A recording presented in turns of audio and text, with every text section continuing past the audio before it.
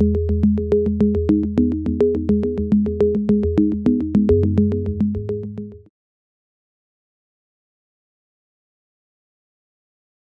everyone. My name is Samuel Lopez. I am an applications engineer at Ozen Engineering, and today I'm going to be talking to everybody about SpaceClaim scripting. Now, for anybody who saw our video that we released recently on parameterization, you know that in that video, we kind of alluded to being able to parameterize certain features using SpaceClaim scripting. The overall workflow looks a little bit different from what we did in that video, so I'd like to kind of do a quick introduction to SpaceClaim scripting and describe all of its features and capabilities before we actually get into how we can use it to kind of parameterize different things. So for anybody unfamiliar, SpaceClaim has a feature inherent to it that allows us to create or modify geometry using a scripting feature. Okay, and what that means is that instead of having to come in here and draw my geometry by sketching it and then extruding it and modifying manually, etc., I can automate that process by means of scripting. Now, it's worth noting that this capability is also available in Ansys Discovery, and it looks much the same way that it does here. But since Ansys Discovery is a little bit newer, and most users are probably a little bit more familiar with SpaceClaim, I wanted to present this information in the more familiar platform, but just know that this information can be taken and applied directly into the Discovery platform as well.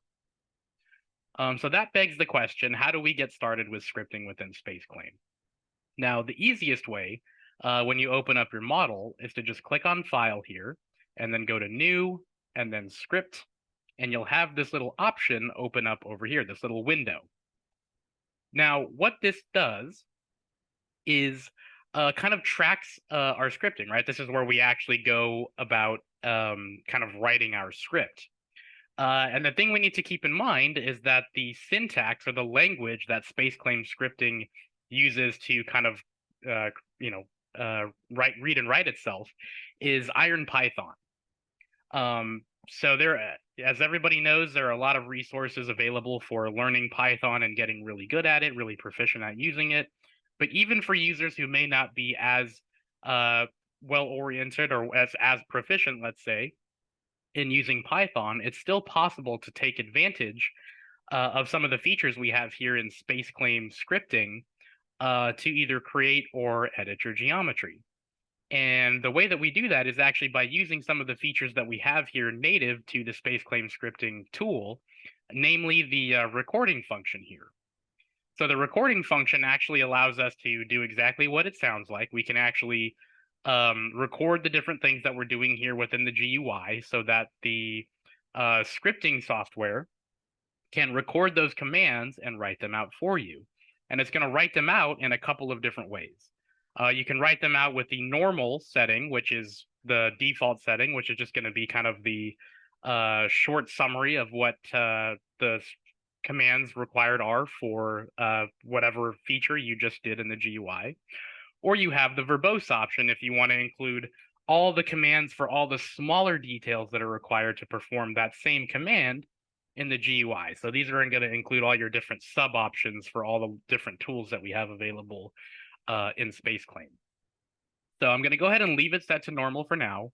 And what I'm going to do is I'm going to come over here into our GUI, and I'm actually going to sketch. And I'm actually going to turn on this recorder so that it tracks me.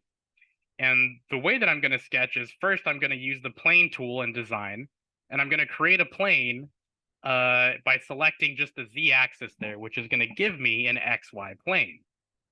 And you can see here that when we do that, we create our own individual command here just for creating this one plane. Okay. Now, there are different ways that we can go about writing these commands as well. The first way, which is actually the default way that I just didn't have selected because I've been working on this recently, is using the smart variable feature that you can see here. Now, I'm going to go ahead and turn this off and do that again so you can see the difference. Again, we'll come back to this in just a minute, but let me delete my plane there, and then I'll turn the recorder back on, and I'll create a plane, same way I just did. And now you can see here that the command that we just generated looks a little bit different. And the reason for that is because there's 3 different ways that we can generate these commands with the recording feature. The default way is using these smart variables, which creates metadata for these parts, and that metadata is then used to execute all the different commands. Now, metadata is very powerful, but it's also a little bit inefficient, right? It's really hard to use metadata in a robust way to get it to perform the same action every single time. And the reason for that is just because of the way that metadata works, right? It's just information used to describe, or data used to describe data, let's say. And what I mean by that is, in this example, we picked the z-axis and it called it axis 1. But let's say in a different version of the software, or later on down the line, even in the same version of the software, we come back and try again, and we do the same thing, and we label it, and this may no longer be axis 1, it could be axis 2 or axis 3, for example, right? Or even if you have another local coordinate system, let's say, and you're trying to work around that local coordinate system, the same z-axis of that local coordinate system could also be called axis 1. And so you can see how using metadata might be a little bit inefficient. And so to get a little bit more refined, what we can do is we have these other 2 options for index and ray. Now, the way index works is it is actually based on a little bit more of a hierarchy than is the default metadata here that we just defined. So if I delete this, for example, and delete this plane, turn this back on, and then add my plane back with my index selected, I can see here now my command again looks different. And the reason that it looks different is, again, because now there's a hierarchy involved here. So you can see here that there's still a create command that's happening here, but now we need to choose what reference we want to use to create that plane that you just saw me create, right? And so the hierarchy that it uses is it first uses, it starts from the top down, right? So it looks at all the coordinate systems, and we reference the origin, which is always going to be coordinate system 0, okay? Axis 2, it picked is going to be the axis 2 of that coordinate system 0, which is going to be the z-axis in this instance. And then once we pick that axis, the result is that we create a datum plane on that axis, and then we end the command so that it actually executes. And once we do that, we can see how that command is a little bit more structured than is the metadata, right? Where it's just kind of saying, okay, just pick axis 1 and give me a plane there. The last way to do this is actually what we call ray commands, and that's based more so on location, right? So instead of picking a hierarchy like this where we start from the top down, we just say this would look like create a plane at 0, 0, 0, for example, oriented in the z direction, something like that. So ray location is a little bit specific. We're not going to be looking at it in this example, but just know that the 2 most powerful ways are going to be the smart variable and the index. It's worth noting that these scripts can also be converted to .py scripts or Python scripts to be read in Python itself. But to do that, you're not allowed to have any metadata. And so if that was something that would be of interest for you and your project, just make sure that if you're using the record feature, you have it set to index so that you're generating all your commands based on the index feature. Now, enough of an introduction. Let me kind of show you now how we can actually use this to a little bit more of our advantage by actually creating models, right? So what we're going to do is we're going to go ahead and go to our sketch tool here with my recorder still turned on. And I'll go ahead and I'm going to change this back to smart variable, actually. And what I'm going to do is I'm going to go ahead and click on sketch mode, and I'm going to click that plane that I just created. And then I'm going to draw an arbitrary rectangle on that plane. And now as soon as I do that, you can see that I've populated more commands, right? And these commands are what are used to sketch this rectangle. And you can see all the metadata that's being generated that's associated to the creation of this rectangle. If I end my sketch and do another command, let's say I extrude now using the pull tool, you can see here, let me zoom in a little bit, that now I've got different commands, right? So I've solidified my sketch, which made it, it's changed it from that sketch that I was working on to a 2D surface. And then now that I've extruded it with this command, now it's a 3D surface, but we're still working with this metadata. But we can keep going from here, and no matter what we do, no matter how many features we add, whether we choose to add things like rounds, or whether we just want to translate or rotate our body in 3-dimensional space, all of those actions are going to be recorded here in the editor. And the reason that this is so important is because this allows us to repeat this process automatically, right? Let's say I'm open up a new SpaceClaim script and I need to generate this again exactly the way that I've just done it right now. To do that, I can start, if I have a brand new model, it recorded that delete, so let me just remove that. If I have a brand new model and all I've been given is this script, what I can do is I can import that script here into the editor, and then I can just hit the play button here to run that script, and you can see that it's going to generate the same exact body in the same position that I just did earlier. Now, obviously, this is a very helpful tool because if we're going to be running a lot of different iterations on the same model and we can manipulate it using these scripting features, it's going to allow us to do that very, very quickly. Now, some of you may be wondering, how does this kind of relate back to the parameterization video that we talked about earlier? Now, the way that that works is through the actual commands themselves that get generated from the record feature.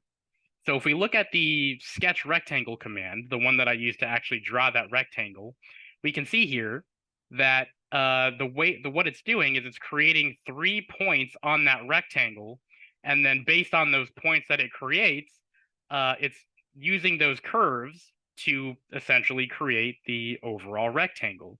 And so what we can do is, rather than have this be numbers like this, where right now these the mm stands for millimeters, so that's the units that it's using, and then the inside the parentheses is the magnitude of the length of that line, or and in this case the position of these points.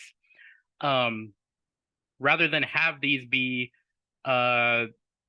individual numbers like this, what we can do is we can make these parameters. We can expose these.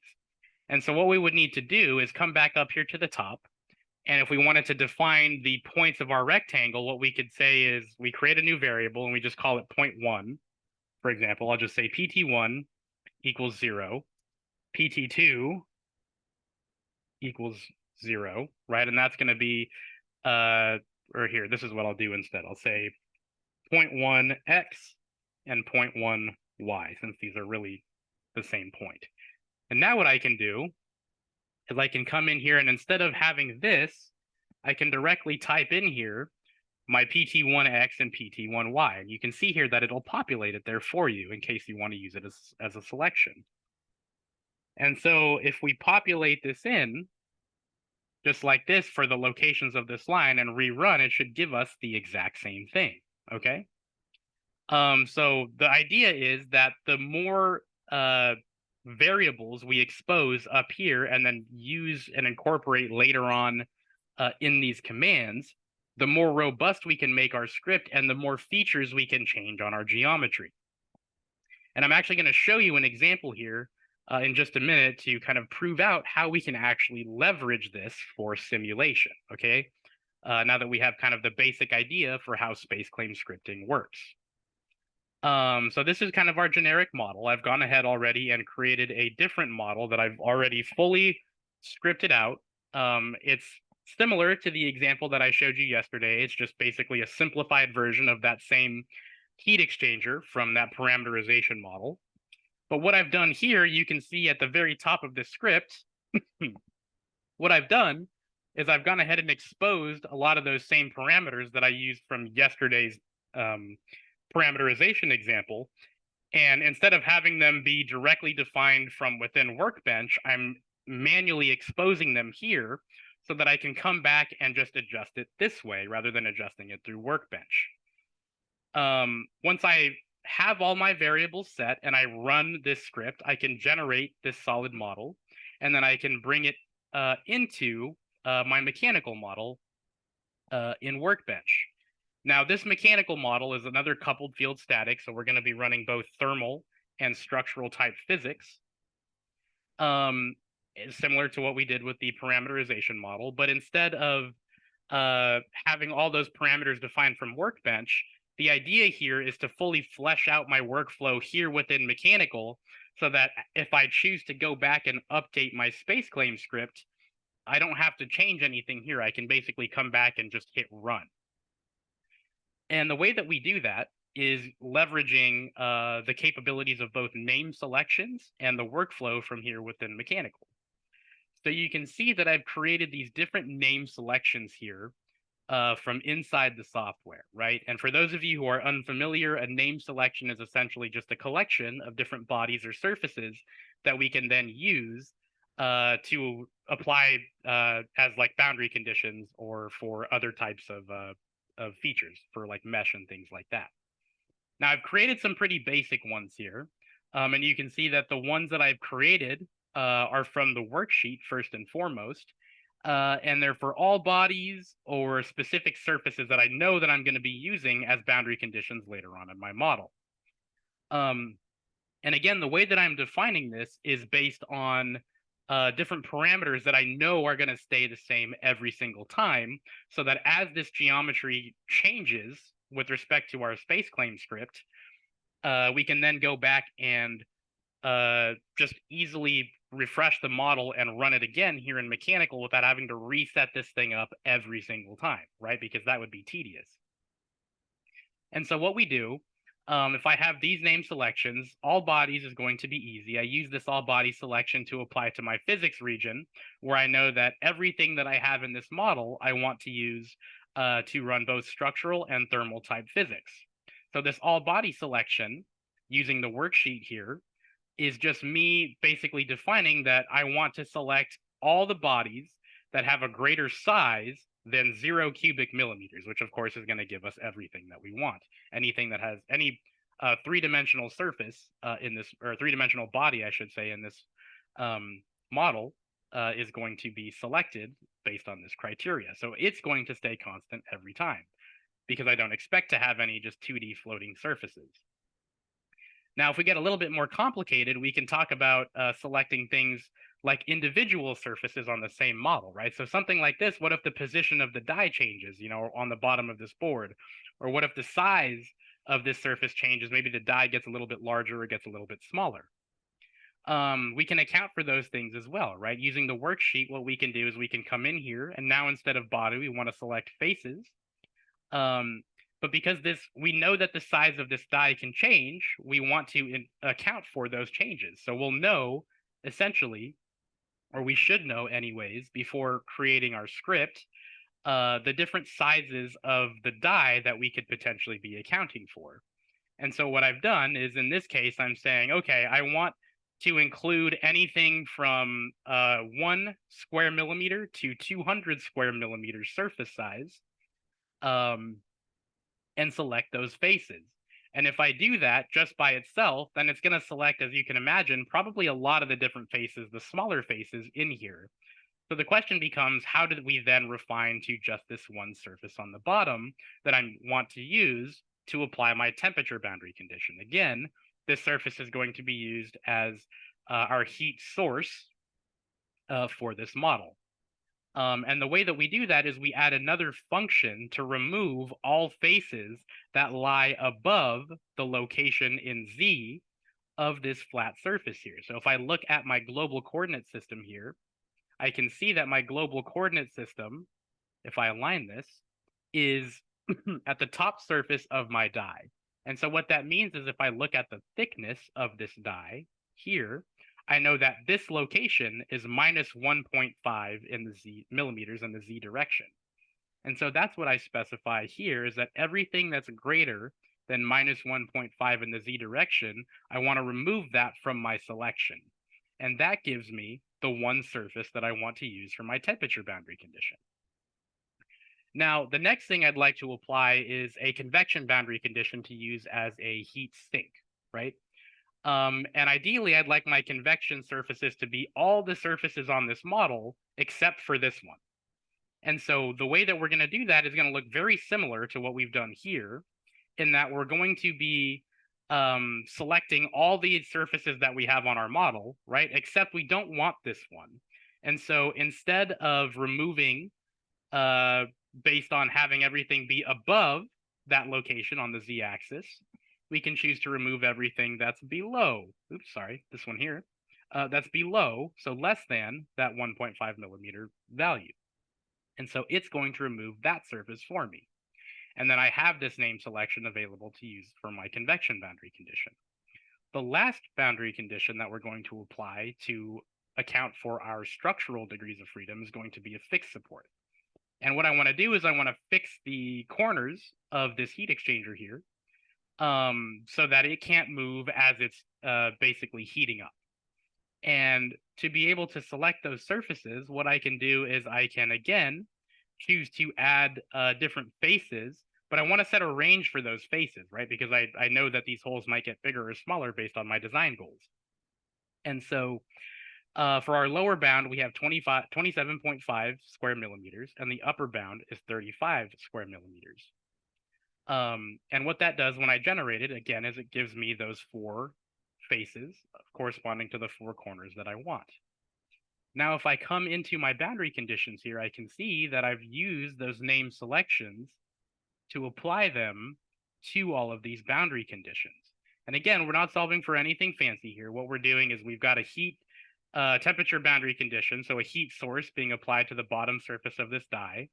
Our initial boundary conditions, our initial temperature is going to be 22 degrees Celsius. So when we apply a 30 degree Celsius temperature boundary condition to this surface, it acts as a heat source. We have our fixed support that I'd mentioned to keep everything in place.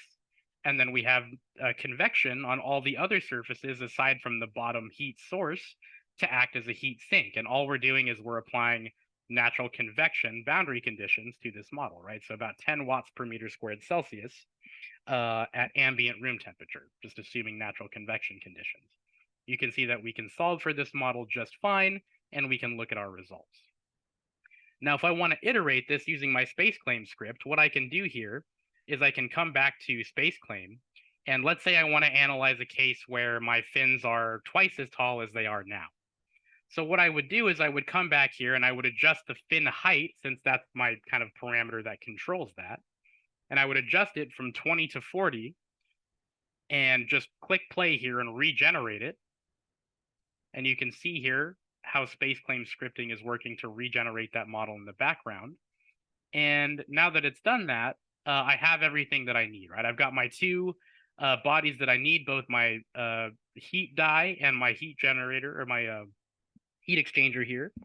And now all I have to do is come back here into mechanical and update this so that I can reflect the changes that I just made. So in doing that, if I update my geometry, I can see here that it's made the updates. The scoping wizard here is going to tell me that it didn't identify any new bodies, let's say, that got brought in, which is good. We shouldn't expect any new bodies to have been generated from my script, so I can close out of this. And now you can see that all my boundary conditions and everything are still constant. The only thing I need to do is come in here and define a material for these, which you can set the behavior to do that automatically in the mechanical options there. But I don't, just because I'm a little bit picky. So I manually define them, and then everything else I can see is already set for me. Even this meshing control, I'm using a body-fitted Cartesian method to mesh this body here. I'm using that same name selection for the all bodies that I used for my physics region, right? So all of this remains constant, and the only thing that I have to do is just click solve, and it'll go ahead and mesh and solve this model for me. So as you can see, by leveraging SpaceClaim scripting in conjunction with the power of name selections and what we can do in mechanical, this would allow us to run through a variety of iterations very, very quickly. Or if we wanted to, what you could do is you can come back here into Workbench and you can duplicate your working block here a few different times and then recreate the new variations of your CAD model that you'd like to analyze. And then you can run them all simultaneously because you'll have your new models generated in just a matter of minutes after populating them from the script. And then you have a lot of different simulations running in parallel. So you can see how quickly this begins to assist you when it comes time to iterate upon the same model, right? So the goal here is to allow us to make a lot of changes very quickly from within the geometry environment so that we can then go back and just run several iterations on it, right? And if once we have our script generated, you can see here that I ran two different models, two different geometries in a matter of about 5 minutes. Now, of course, that's going to change depending on your mesh size and things like that. But the core principle here is that the overall setup process is drastically reduced using my SpaceClaim script and the name selections here. I didn't have to come back and regenerate all of my name or all of my boundary conditions, my mesh controls, things like that. I was simply able to just come back in here. All of these were already defined and basically just assign a material and run. Hopefully this example helped to demonstrate how we can use SpaceClaim scripting to more easily automate our simulations and create different parameters like we saw here. If you have any questions, you're more than welcome to leave those questions in the comment section of this video. There is additional material on Ansys scripting and SpaceClaim scripting available on the Ansys Learning Hub. And for information on that, please feel free to reach out to your account manager. And for other topics, please feel free to leave those ideas in the comment section as well. Thanks everybody for the time, and talk to you later. Bye.